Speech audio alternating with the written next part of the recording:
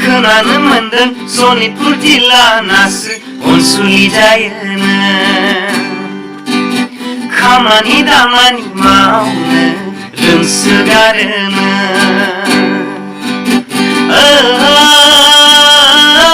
खोनानो मोन्दों सनितपुर जिल्लानासो अनसुलि जायोनो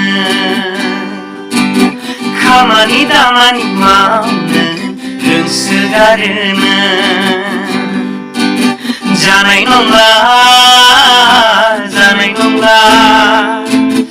गथायनांसिगोन सासे सनितपुर जिल्लानि जानाय नंला गथायनांसिगोन सासे सनितपुर जिल्लानि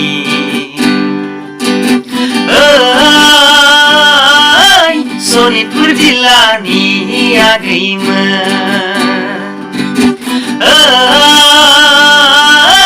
सनितपुर जिल्लानि आगैमोन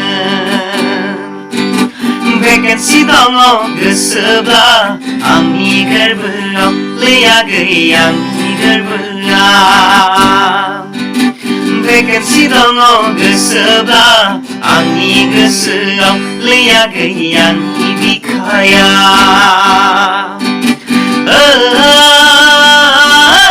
सनितपुर जिल्लानि आगैमोन।